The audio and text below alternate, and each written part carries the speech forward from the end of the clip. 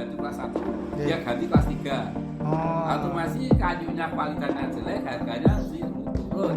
Tapi bayarnya tetap kualitas 1. Ya dapat keuntungan, tetap bayar 100 tapi bayarnya hanya 60.000. Sehingga untuk 60 termasuk tingkat polusinya di situ. Dia melakukan pembuatan yang menyimpang dari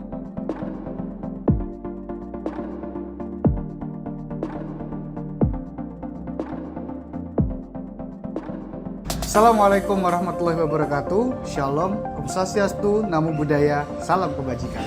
Selamat siang pemirsa dimanapun kalian berada. Kembali lagi dalam Risto, ngobrolin manajemen risiko dalam berbagai perspektif. Sebelumnya, perkenalkan nama saya Prisnu, saya sebagai pembawa acara di podcast kali ini. Nah, di episode yang spesial ini, mengapa spesial? Karena ini merupakan episode perdana dari kami. Kita akan membawa topik mengenai manajemen risiko dalam pengadaan barang dan jasa di salah satu dinas kebudayaan Provinsi Daerah Istimewa Yogyakarta. Nah, setiap kita ngomongin soal Jogja, itu pasti melekat tentang rakyat masyarakatnya yang ramah, makanannya yang enak-enak, dan juga pasti budaya yang sangat kental. Nah, maka dari itulah salah satu alasan mengapa kita memilih dinas kebudayaan ini sebagai salah satu lokus dalam podcast kali ini. Kita di sini sudah bersama dengan narasumber Bapak Denny Suryanto. Beliau merupakan mantan Kepala Subbagian Umum di Dinas Kebudayaan Provinsi Daerah Istimewa Yogyakarta. Oke, selamat siang Bapak. Selamat siang. Ini mohon maaf mengganggu waktunya Pak. Kita ini mau ngobrol-ngobrol sedikit lah soal manajemen risiko di Dinas Kebudayaan Provinsi Yogyakarta. Cuman sebelum ke substansi itu Pak, saya ada satu hal yang penasaran itu Pak, terkait dengan Dinas Kebudayaan di Jogja gitu. Saya ini kan walaupun orang Jawa tapi pendatang bukan dari Jogja Pak. Nah, kemarin saya sempat main ke Dinas Provinsi itu, Dinas Kebudayaan itu ada tulisan Pundo Kabudayaan. Nah itu sebenarnya itu sejarahnya dari mana itu Pak? Pundo Kabudayaan itu. Pundo Kabudayaan itu sebenarnya dibentuk belum begitu lama. Kelihatannya setelah ada peraturan Undang-Undang Keistimewaan 13 ya? Oh, Undang-Undang Keistimewaan 13 ya? Saya lupa ya. Itu sehingga dinas-dinas UPD itu semuanya diganti dengan kalimat-kalimat yang menyesuaikan dengan kondisi keistimewaan Yogyakarta. Jadi Pundo Kebudayaan itu dulu Dinas Kebudayaan. Jadi kalau di istilah yang lama pada saat itu adalah Pundo Kabudayaan. Itu hanya pengganti nama dari Dinas Kebudayaan menjadi Pundo Kabudayaan. Itu berarti jadi cakupannya luas gitu. Supaya cakupannya luas. Itu berarti salah satu manifestasi dari keistimewaan dari Jogja. Undang-Undang Keistimewaan itu semua dinas UPD itu semuanya ganti nama. Ganti nama disesuaikan dengan keistimewaannya. Kira-kira tugas atau wewenangnya apa saja nih Pak untuk menjadi Kepala Subbagian Umum ini? Sebenarnya tugas dan fungsi daripada Subag Umum itu telah diatur di dalam nomor 71 tahun 2018 yang terakhir yang kami tahu. Sehingga sesudahnya apakah ada perubahan atau tidak kami tidak tahu, tapi diatur dalam Pergub 71 tahun 2018. Pergub 71. Tanggalnya kelihatannya 18 Oktober 2018 juga. Nah, jadi tugas fungsi kaitannya Subag Umum itu ya penyelenggaraan kesekariatan ya penyelenggaraan penyelenggaraan rumah tangga, penyelenggaraan kehumasan, penyelenggaraan kepegawaian, ketatalaksanaan dinas, kehumasan sudah ya tadi, dan banyak lainnya. Sehingga dengan tugas seperti itu mempunyai fungsi kita adalah menyusun program kerja di Subag Umum, kemudian pengelolaan data kepegawaian, pengelolaan kearsipan, kemudian pengelolaan barang jasa di dinas. Kemudian menyiapkan mutasi pegawai dinas kalau ada yang mutasi, menyiapkan bahan kesejahteraan pegawai.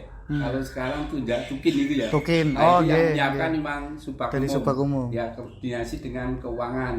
Kemudian penyelenggaraan rumah tangga dinas, kemudian penyelenggaraan kehumasan, penyelenggaraan apa ini? Kearsipan. Ya, itu pengelolaan kearsipan maksudnya. Nah, pengelolaan barang jasa, pengelolaan kerahasiaan, pengelolaan perpustakaan dan lain sebagainya, karena fungsinya sangat banyak, tapi penjerung ke arah kesekretariatan, misalnya penyelenggaraan surat dinas, penyelenggaraan penerimaan tamu dan lain sebagainya. Memang tugasnya sangat umum sehingga sangat banyak sekali. Ya, sesuai dengan namanya ya, Pak, sebagian umum. Ya. Nah, tadi banyak sekali. Ya, tadi juga sudah dimention dengan Bapak Denny, sudah disebutkan terkait dengan penyelenggaraan barang dan jasa, dan itu merupakan topik yang kita bahas pada episode kali ini. Oke, kita langsung aja ke pertanyaan yang substansi, gitu, Pak. Nah, jadi dari pengadaan barang dan jasa itu selama ini apakah ada aturan resmi, Pak, yang dibuat oleh pemerintah Provinsi Jogja khususnya terkait dengan pengadaan barang dan jasa secara umum, atau bahkan yang spesifik itu ke aset kebudayaan, karena kan kaitannya dengan dinas kebudayaan gitu. Itu apakah ada, Pak, aturannya? Saya kira penyelenggaraan pengadaan barang jasa memang sudah diatur secara umum melalui peraturan Presiden pada saat itu nomornya 54 tahun 2010. 54 tahun 2010. Kemudian ada perubahan satu tahunnya itu dirubah dengan nomornya 35 tahun 2011. Kemudian yang terakhir kami di situ ada perubahan lagi nomor 70 nomor 70. Nah, itu tahun 2012. Sehingga memang proses pengadaan barang jasa itu memang sudah diatur oleh pemerintah. Kalau pemerintah daerah sebenarnya juga mengatur, tapi rujukannya tetap kepada Perpres yang bersangkutan. Sehingga perkembangan berikutnya mesti yang sifatnya khusus kan ada diatur di dalam standarisasi barang jasa pemerintah daerah. Misalnya ada pengadaan barang jasa diatur ya, spesifikasinya mesti dituangkan di dalam standarisasi tersebut. Sehingga nanti kalau ada sifatnya yang khusus merujuk kepada standarisasi gubernur apakah ada atau tidak. Kalau tidak ada, kalau dulu modelnya izin, tapi kalau sekarang kan tidak boleh.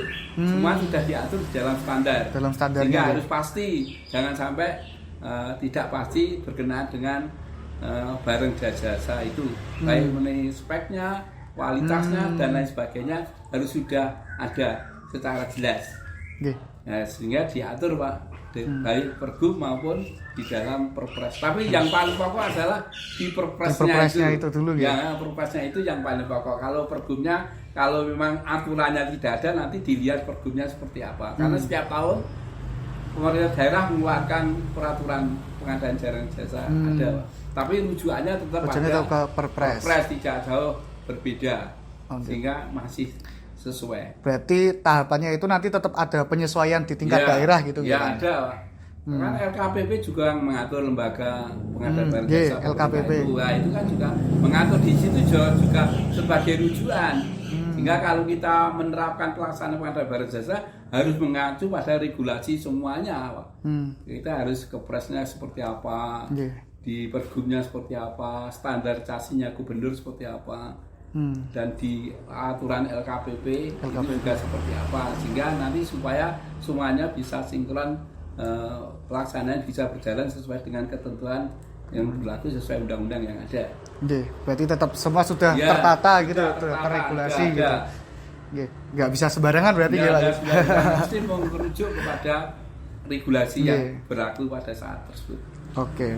Nah, terus dari pengadaan barang dan jasa itu, Pak, jenis-jenis barang dan jasa apa saja sih, Pak, yang dikategorikan dalam pengadaan barang dan jasa di Dinas Kebudayaan itu? Sebenarnya pengadaan barang jasa itu kalau kita melihat dengan regulasinya sesuai dengan Perpres bahwa pengadaan itu ada dua jenis, Pak. Dua sistem. Biasanya penyelenggaranya dilakukan oleh swakela. Swakela itu pengadaan yang ada tiga jenis. Swakela itu pengadaan yang dilakukan oleh pemerintah pertama. Kemudian kedua dilakukan oleh swasta, masyarakat. Nah, kemudian yang ketiga kombinasi dari keduanya. Jadi pemerintah dan masyarakat, sehingga tanggung jawabnya itu nanti bersama-sama. Jadi ada kontraknya tersendiri. Kalau pemerintah yang tanggung jawab pemerintah, kalau swakelola tadi masyarakat yang tanggung jawab masyarakat. Kalau kedua-duanya ya nanti ada kontraknya diatur kedua belah pihak. Nah, seperti itu kalau sistemnya swakelola. Kalau sistemnya dengan menggunakan penyedia jasa, berarti pihak ketiga. Nah, itu banyak jenisnya, banyak metodenya. Jadi bisa penunjukan langsung, nanti diatur penunjukan langsung seperti apa sesuai kepresnya. Bisa pengadaan langsung sesuai kepresnya. Bisa pelelangan, bisa sayembara dan lain sebagainya. Banyak jenis. Tender gitu. Tender, banyak jenis. Kalau yang terakhir yang kita pakai kan sekarang modelnya kan sudah elektronik ya. Pengadaan misalnya elektronik ya tidak bertemu antara PA penyedia barang dengan penyelenggara maksudnya. Sekarang sudah dilakukan oleh badan tersendiri, lembaga pengadaan barang jasa itu namanya ULP itu kalau yang dulu loh.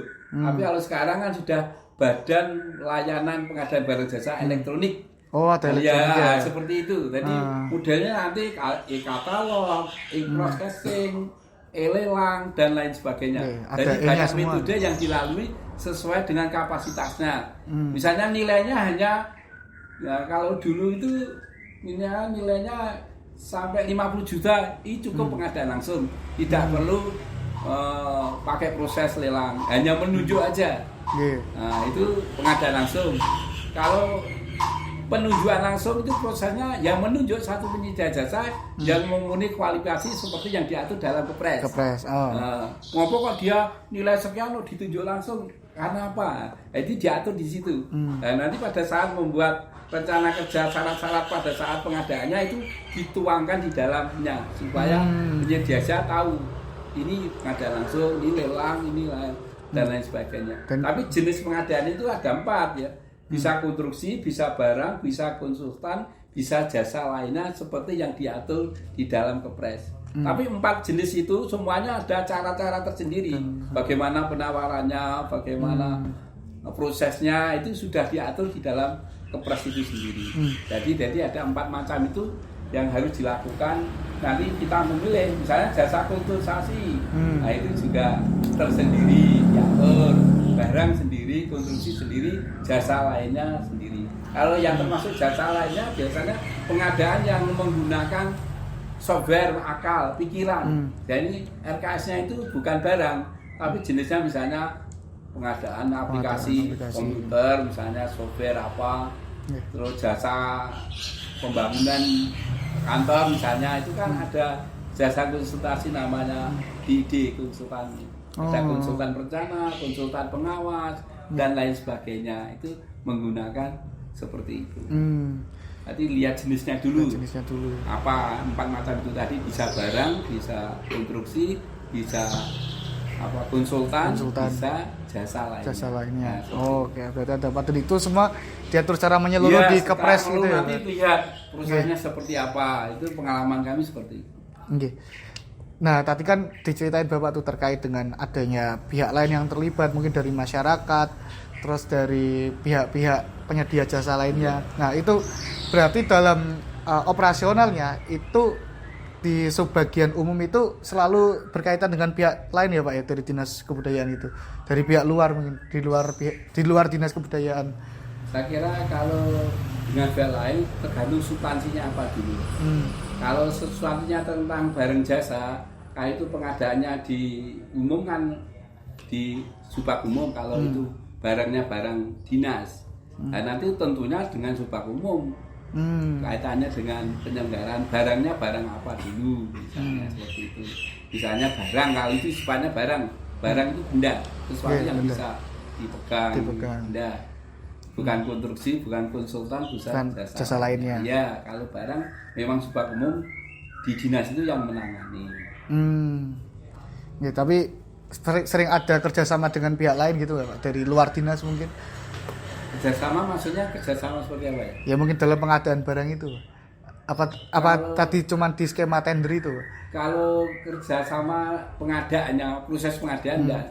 Nggak ada. Iya, nggak ada. Kalau kerjasama pengadaan loh, kalau ke pengadaan nggak ada. Biasanya penyelenggara ya dinas. Tapi kalau keterlibatan dengan pihak lain tentu ada. Karena lembaga prosesnya kan di ULP itu, di layanan pengadaan. Kalau sekarang Badan Pengelola Pelayanan Pengadaan Elektronik gitu loh. Sekarang kan sudah setingkat kantor itu. Sekarang tersendiri. Nanti hubungannya dengan itu karena prosesnya tendernya itu proses penawarannya kita ngirim data ke sana ke ULP, nanti penyedia jasa yang akan dapat. Tapi pelaksananya yang proses badan itu bukan dari dinas. Dinas hanya menyiapkan dokumennya aja dan nanti terima gitu. Ya, kita terima pemenangnya siapa itu kita terima. Kalau itu tender. Oke. Kalau tidak tender ya dilakukan oleh dinas sendiri. Secara langsung. Bisa pengadaan langsung, bisa penunjukan langsung. Yang tadi diceritain gitu. Iya, seperti itu. Oke. Mungkin berdasarkan pengalaman Bapak gitu kemarin kan terakhir berarti tahun 2019 gitu Pak di sana. Nah itu sistem pengadaan barang dan jasa yang seperti apa sih Pak yang dilakukan di Dinas Kebudayaan Provinsi Jogja pada saat itu? Sistemnya bagaimana? Apakah sudah semuanya secara daring atau masih secara luring seperti itu? Tapi kalau yang sudah Kepres yang 2012 itu semuanya sudah daring, pakai elektronik, online gitu. Sudah online. Jadi itu sudah sistemnya sudah semakin baik sehingga menghindari pertemuan antara PPK atau PPK itu ya di pengguna anggaran namanya, pelaksana PPK, pejabat pembuat komitmen. Jadi tidak akan bertemu dengan penyedia jasanya karena sistemnya dia elektronik, sehingga kita hanya ngirim data dokumen penawaran, kemudian badan yang melayani tersebut membuat konten, kemudian dia menawar sesuai dengan mendaftar dulu ke badannya itu, bukan ke dinas. Dinas hanya mengirim aja. Dan terima nanti prosesnya urusannya dari badannya itu. Nanti pemenangnya siapa baru dilaporkan ke dinas untuk rekrutmennya selanjutnya. Berarti ya semua sudah e-katalog, e-professing, e-tender, semuanya sudah pakai seperti itu, sudah semakin baik sehingga konspirasi misalnya penyimpangan sudah bisa dikendalikan, ditekan oleh pemerintah sedini mungkin. Biarpun sudah proses pun masih juga ada banyak yang main-main gitu. Jadi itu wajar perkembangan. Sampai sekarang korupsi pun tidak pekan habis terus ada tuh korupsi. Sama sistemnya bagus apapun kalau sesuatu mentalnya itu kan masih dia ingin menyimpang ya bisa aja. Sebenarnya tergantung dari mental dari tapi manusianya kan. Regulasinya sudah semakin baik, semakin bagus di dalam proses pengadaan. Jadi dia lebih sehat, lebih terbuka, lebih respon baik oleh pemerintah maupun masyarakat.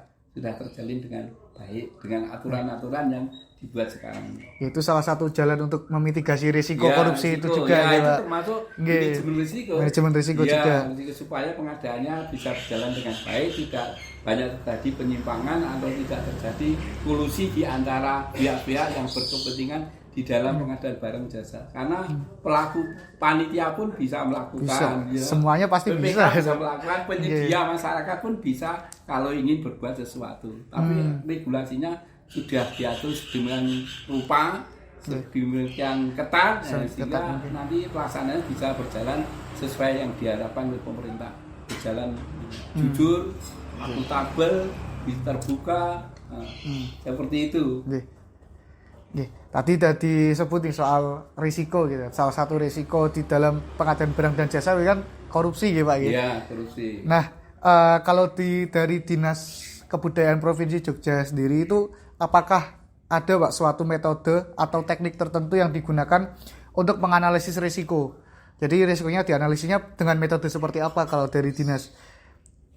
Saya kira semua institusi itu punya cara-cara teknik metode untuk pengendalian risiko, sehingga supaya tidak terjadi penyimpangan sesuatu yang melanggar aturan, kita rujukannya ya pegang aturan Pak, pegang regulasi yang berlaku tersebut. Sehingga kalau risikonya itu pengadaannya apa dulu, nah, nanti kita lihat kita lihat, sehingga pihak-pihak yang berkepentingan itu ya nanti sedini mungkin kita siapkan aturan-aturan yang mendasar supaya penyimpangan tidak terjadi gitu loh.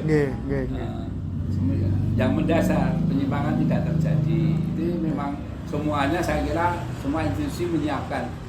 Harapannya kan mesti tidak terjadi penyimpangan sesuai dengan aturan yang berlaku. Ya, berarti pencegahannya dari sedini mungkin. Sedini mungkin, terutama dari regulasinya. Dari regulasi yang kemudian itu. Sikap atau attitude daripada petugas itu ya jangan punya niat untuk melakukan misalnya mengurangi kualitas.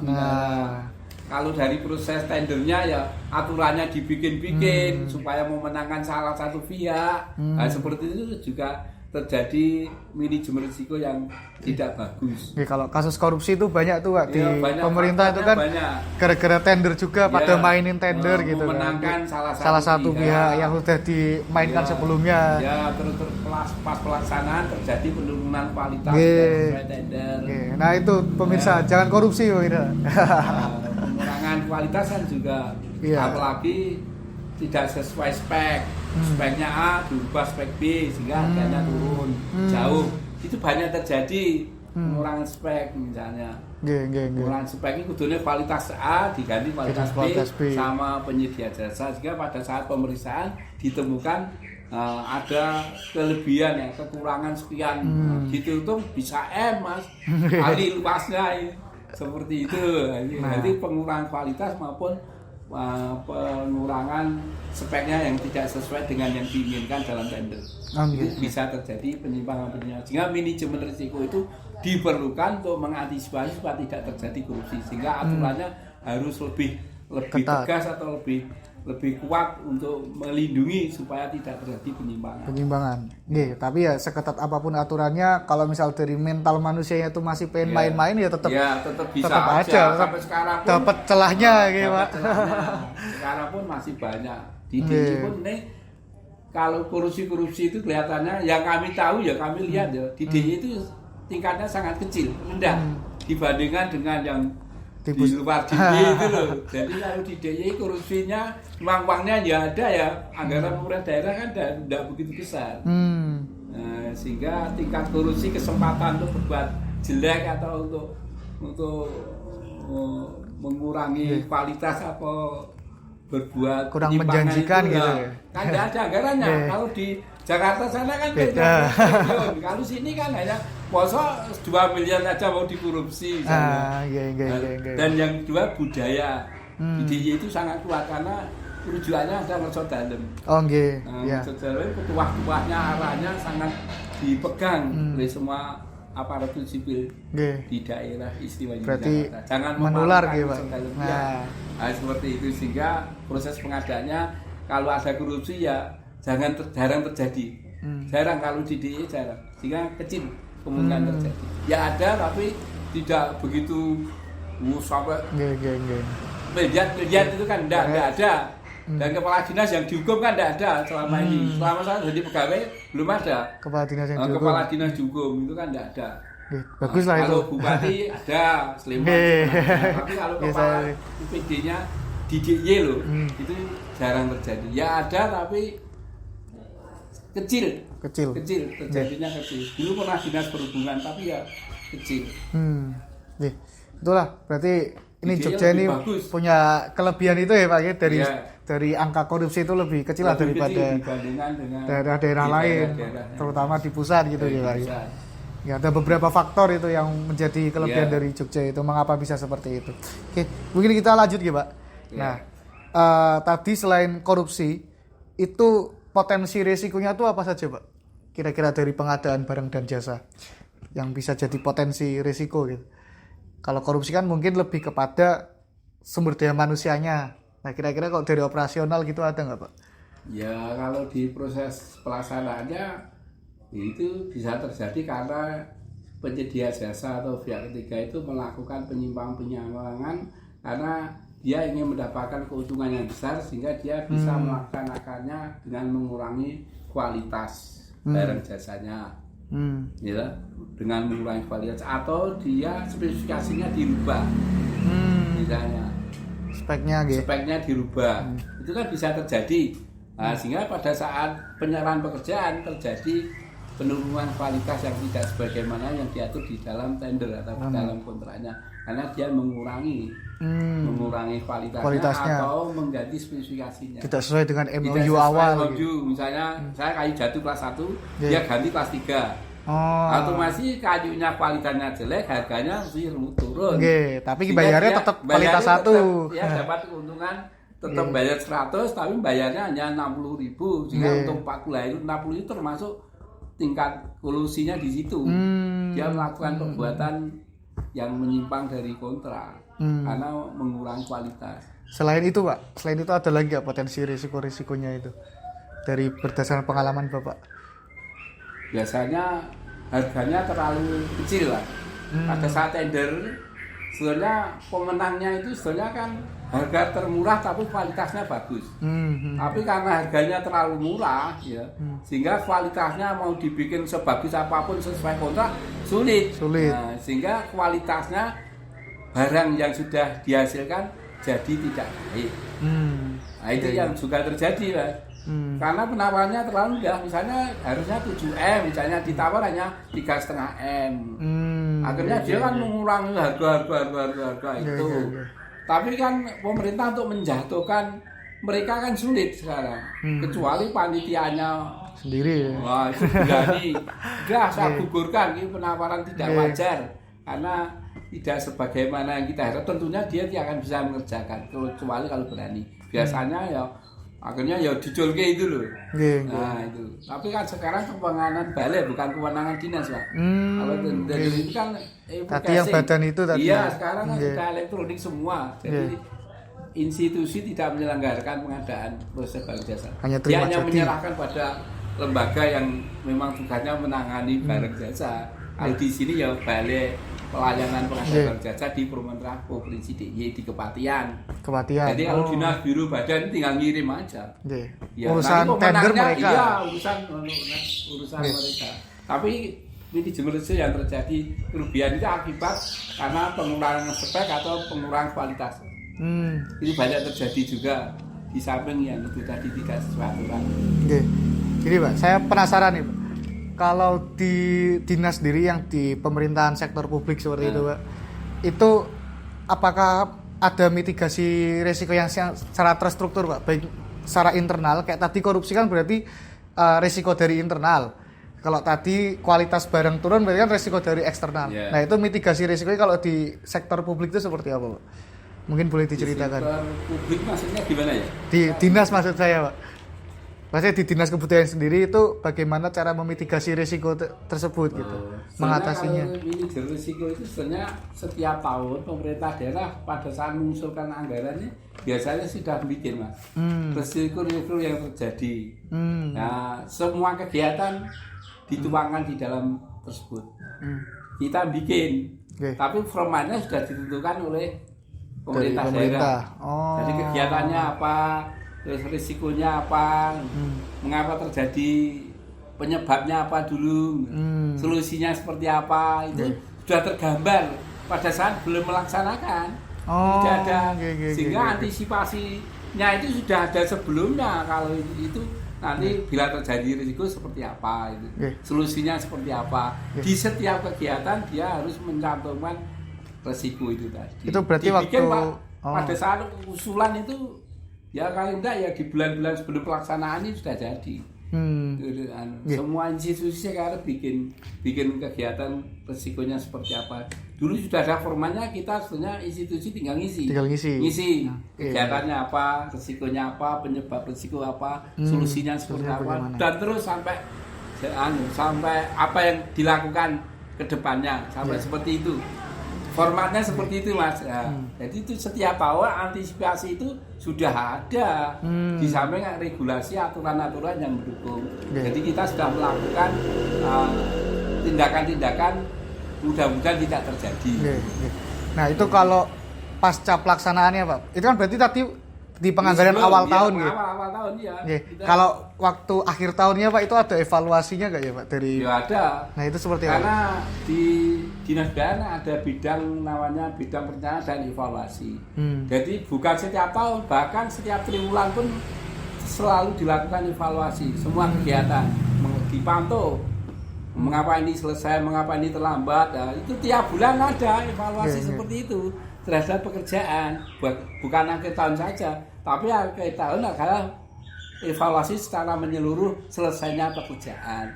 Tapi pada awal tiap bulan pun bidang evaluasi itu selalu melakukan koordinasi dengan pelaksana yang melaksanakan kegiatan, sehingga bila terjadi sesuatu resiko yang ditimbulkan sudah bisa diketahui. Mengapa ini sudah jadwalnya sudah sekian kok capaiannya baru sekian misalnya. Harusnya di bulan April misalnya, Januari sampai April dia harus 25%, mengapa baru 5%? Sebabnya apa?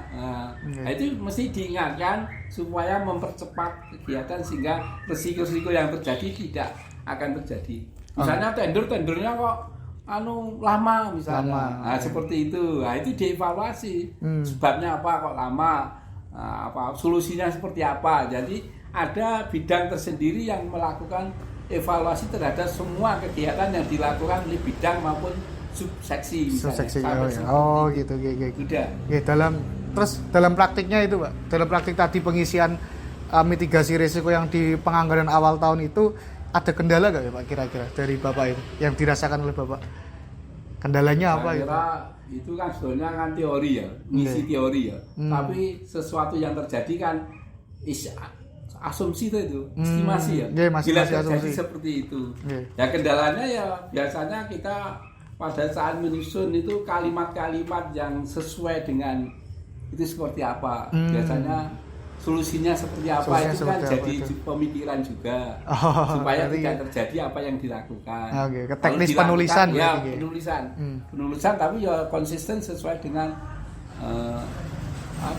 ide atau gagasan yang mereka tuangkan dalam hal tersebut, sehingga kemungkinan terjadi penyimpangan sudah bisa diantisipasi sebelumnya berdasarkan manajemen risiko kegiatan tadi.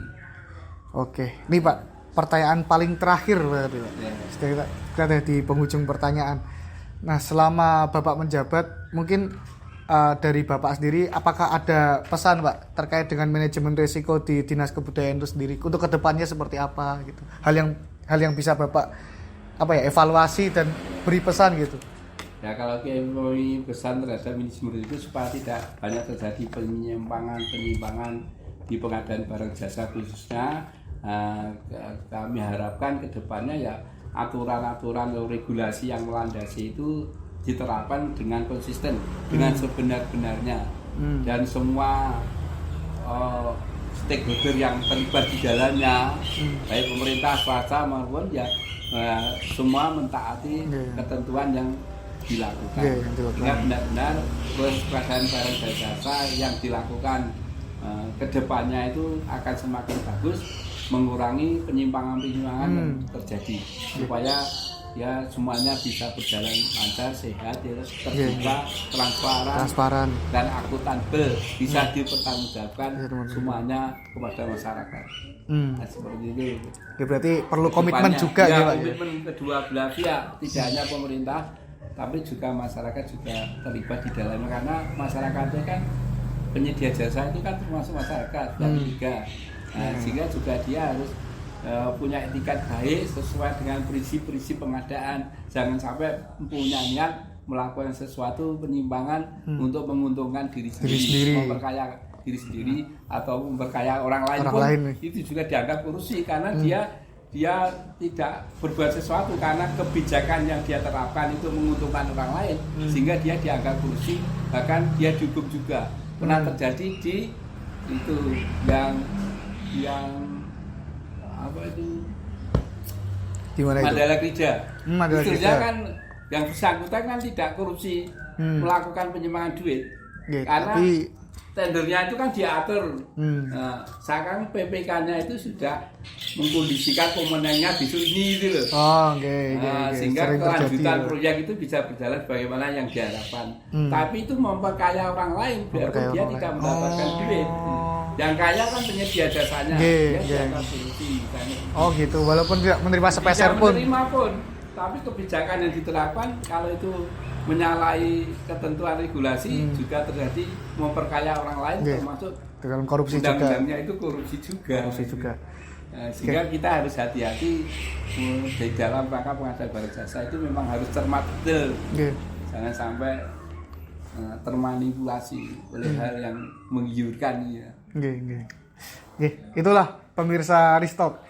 Jadi kita tadi barusan udah ngobrol-ngobrol santai, kita udah diskusi terkait dengan manajemen risiko dalam pengadaan barang dan jasa di salah satu dinas di Yogyakarta, yaitu Dinas Kebudayaan Provinsi Daerah Istimewa Yogyakarta. Semoga dengan adanya podcast ini teman-teman pemirsa Ristok bisa menambah wawasannya, bisa menambah perspektif baru terkait dengan bagaimana sih praktik manajemen risiko di sektor publik gitu, di dinas seperti itu. Yang biasa kita temukan, biasanya manajemen risiko itu hanya diterapkan di swasta, cuman kita barusan menemukan fakta baru bahwasanya manajemen risiko sudah diterapkan sangat baik juga di dinas seperti itu Pak. Dari regulasi sudah diatur semuanya, dari peraturan paling mendasar itu sudah diatur, dan tadi juga potensi risiko terbesar ya korupsi gitu kan. Nah, kalau korupsi itu mau seketat apapun aturannya, kalau misal mental manusia masih kurang, ya mau gimana lagi, tetap ada celah gitu. Dimanapun kita pasti menemukan ladang basah untuk korupsi seperti itu. Nah, mungkin itu saja untuk episode perdana terkait dengan manajemen risiko pengadaan barang dan jasa di Dinas Kebudayaan Provinsi Jogja. Sampai jumpa lagi di lain kesempatan pemirsa Ristok. Bye-bye. Bisa dadah-dadah, Pak. Enggak tersendiri ya, barang sendiri, korupsi sendiri, dan jasa lainnya sendiri. Kalau yang termasuk jasa lainnya biasanya pengadaan yang menggunakan software juga tersendiri, jasa barang sendiri.